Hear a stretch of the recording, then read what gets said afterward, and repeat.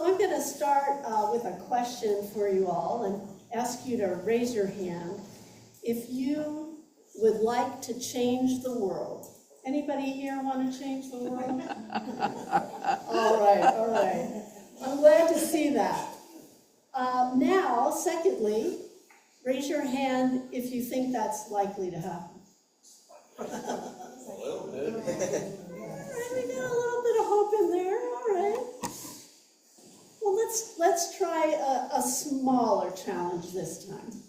Raise your hand if you think that it's likely that a homeless person could get a PhD from Harvard University.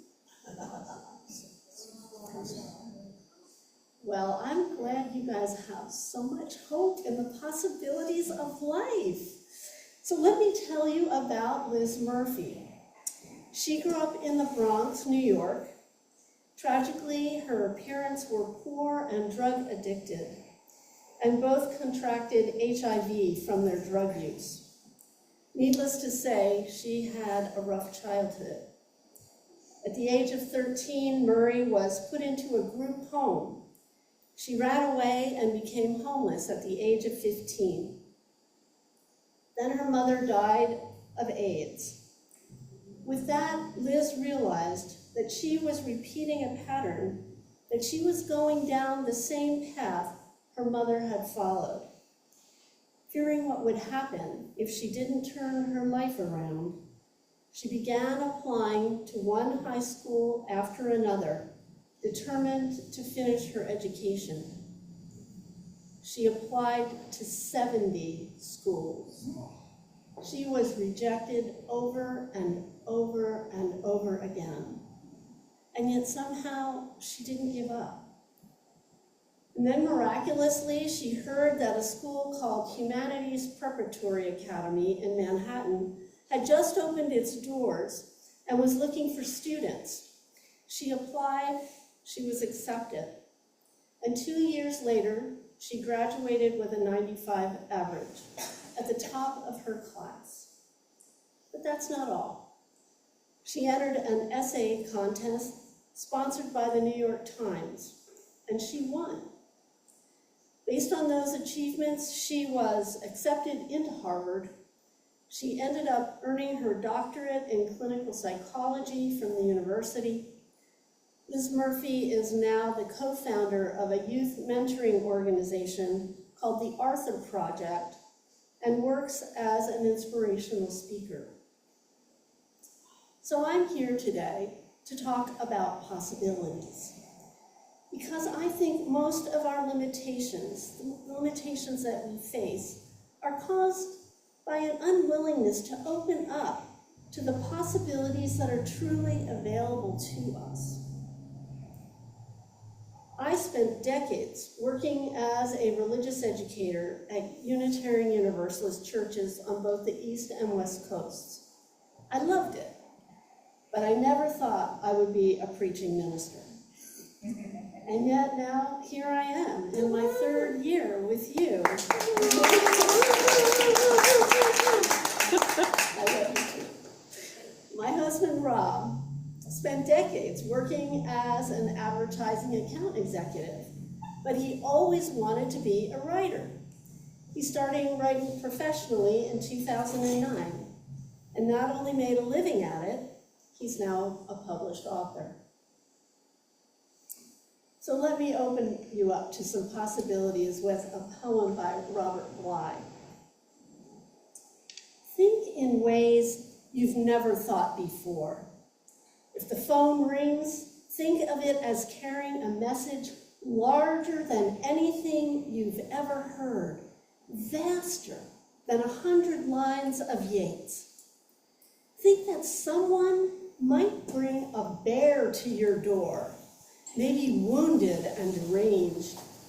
Or think of a moose that has risen out of the lake, and he's carrying on his antlers a child of your own whom you have never seen. When someone knocks on the door, think he is about to give you something large, tell you you're forgiven, or that it's not necessary to work all the time, or that it's been decided that if you lie down, no one will die. I think that because we are Unitarian Universalists, I'm open to the widest possible range of beliefs. In truth, we can find truth and meaning in a vast array of creeds or faith traditions, or none at all. And that means that we youths have built-in permission to let our imaginations run wild, the way Robert Blythe does. And to me, that permission says we can and possibly should be open to all sorts of possibilities. We have the freedom to imagine a better world and a better future. We just have to choose to do it. When others see closed doors, we are invited to look for open windows. I think it's safe to say that when people see big problems in the world, they resign themselves and accept that the worst case scenario is the inevitable one, and that there's nothing they can do about it. But you and I don't have to. Now I have a request. Once again, raise your hand if you think that peace is possible in the Middle East. You're more hopeful than I. Not really. So I'm going to tell you an amazing story about possibility. Aziz Abu Sarah and Mose Inan are a couple of Middle Eastern travel entrepreneurs. They've been interviewed by Jon Stewart on The Daily Show, had an audience with 2 popes, and carried the Olympic torch in Italy ahead of the Winter Olympic Games. Years ago, when Aziz, a Palestinian, was 10 years old, his older brother, his protector, his hero, was arrested and killed by the Israeli military. In 2016, Abu Sarah wrote, "For the rest of my youth, the idea of revenge consumed and drove me. And yet when he enrolled in a Hebrew language class as a way to qualify for higher education, his teacher and Jewish fellow students treated him as a human being. As he says, that was the first time I'd been looked at and treated like a human being by any Israeli. His walls began to come down. He eventually started his own travel business and made a success of it. Then there's Mose Inan. His parents were among the more than 1,100 people killed in the October 7, 2023 Hamas-led attack on Israel. Abu Sarah had met Mose Inan 10 years earlier through their travel businesses. When Hamas killed Inan's parents, it was Abu Sarah who reached out to him. He says the Palestinians saved him from falling down into the trauma, into the pain, drowning in an ocean of sorrow and agony. It's certainly hard to imagine the possibility. Yet Inan says, I lost my parents on October 7th, but I won a brother. And for me, that is what we have. Not a business partnership, not a friendship, it's a brotherhood. The 2 men have published a book about Israeli-Palestinian peace, and they believe that it's possible within the next 5 years. They're comparing it to how long it took Egypt and Israel to sign a peace deal after fighting each other in the 1973 war. They see hope in grassroots movements and are hoping to help grow those efforts. They say that the region simply can't wait for another generation to go through what they have gone through. In times of transition, in times of uncertainty, in times of conflict. Embracing possibility requires vulnerability, courage, and a generous spirit. Heather Cox Richardson, historian, always reminds her followers that the future is not yet written. You can open your news feed and discover that the guy you thought was going to be the next governor of California has just disgraced himself and not only dropped out of the race, but resigned his seat in Congress. Who knew? Or you can read that the guy who has been inspiring and funding right-wing movements around the world just got voted out of office in a tidal wave election. You just don't know. So let's be open to possibility. Dr. Ayanna Elizabeth Johnson, a marine biologist, policy expert, writer, and teacher, who wrote the book, What If We Get It Right?, asks us to use the idea of overlapping circles known as a Venn diagram to explore possibilities for ourselves. In one circle, she asks us to answer the question, what are you good at? So list your areas of expertise. Think about your skills, resources, and networks. Every one of them, no matter how unimportant you think they might be. Write them down. She says this exercise will show us that we have remarkable amounts to offer. In the second circle, she asks us to write down what work we see around us that needs doing. There may be specific social justice solutions that you want to focus on. Maybe work on climate issues, which happens to be Dr. Johnson's expertise. She encourages us to think about systemic changes, about efforts that can be replicated or scaled. There are more possibilities in that circle than we can count. And then in the third circle, she asks us to answer this question. What brings you joy? Kind of an unlikely question, isn't it? What brings you joy? What gets you out of bed in the morning? She encourages us to list actions that energize and enliven us. The place where these circles overlap is a sweet spot where we can find the work that is best suited to us as individuals. Hold on, did I say individuals? Bill McKibben, the climate activist, said he's heard this one single question more than 1,000 times. What's the most effective thing I can do for the climate as an individual? His answer, this is heretical to Unitarian Universalists, but here's his answer. Stop being an individual. Find something to join, an organization, a movement, a campaign. Find a community to work with. That's where you find your power, or maybe even a congregation.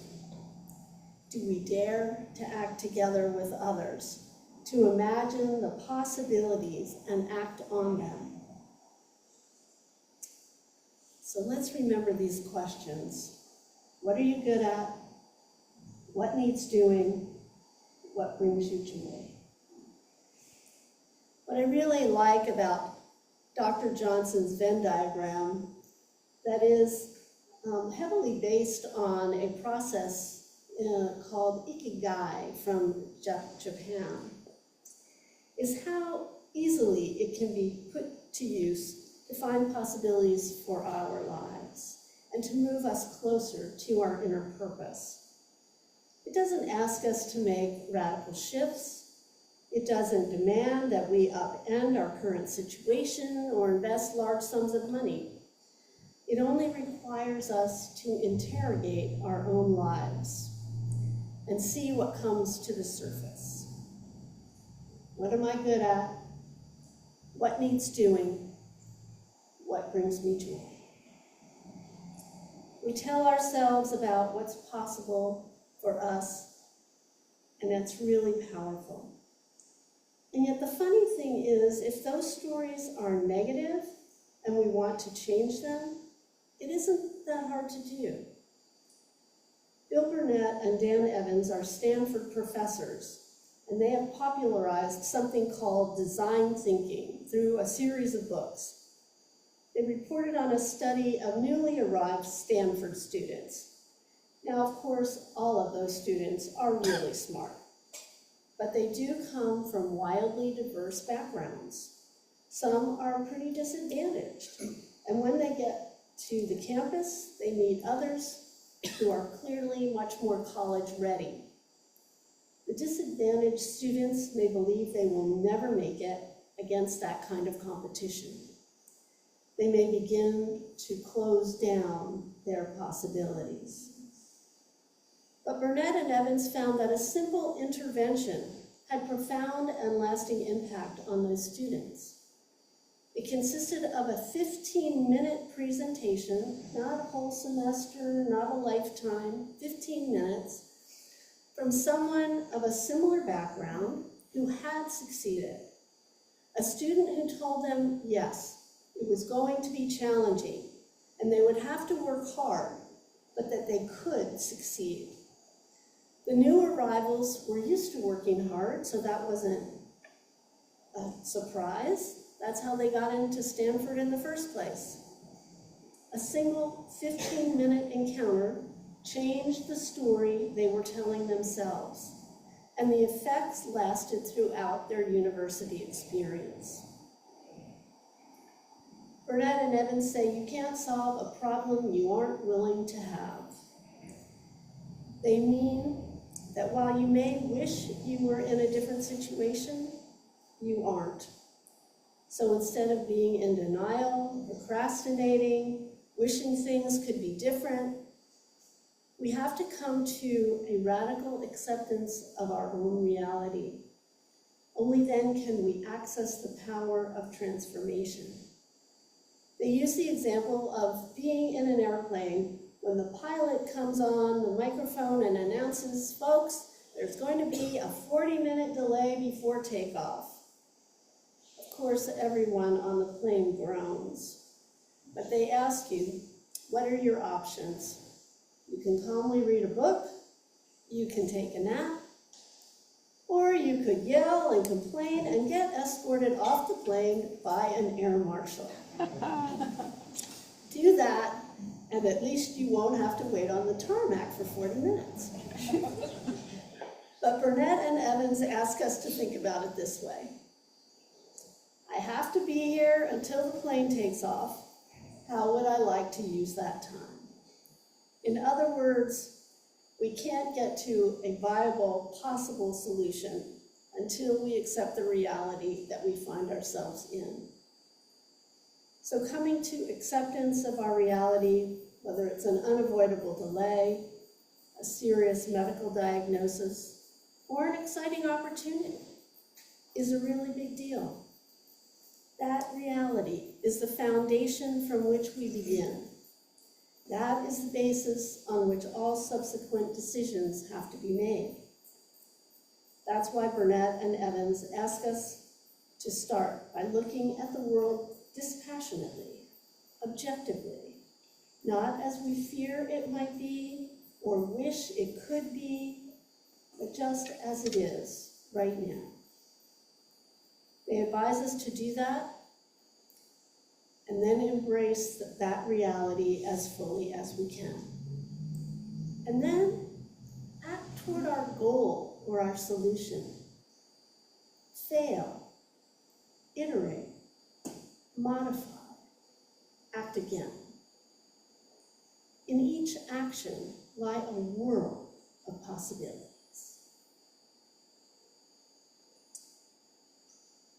Here are words from Reverend Scott Taylor that he has adapted from a writing by John Shar.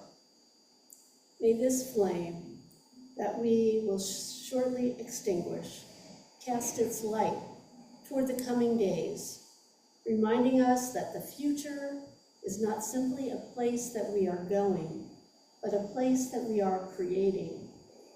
A new world is waiting, friends, not to be found, but to be built. May our time together light the way. Possibilities for self, for our congregation, our community, our country, and the world. The writer Rebecca Solnit says our world is in the midst of a slow revolution, that we have been and continue to experience seismic changes in attitudes in everything from gender to race to sexuality to science to climate, that the revolution has tremendous momentum behind it, and that despite massive efforts to slow it down, there's nothing anyone can do to stop it. In fact, Solnit says a new world is being born. To me, that sounds like a world of limitless possibility. So in closing, I would ask you to think about this. Changing the story is not all you need to do to change the world. But if you can't change the world without first changing the story. So may it be.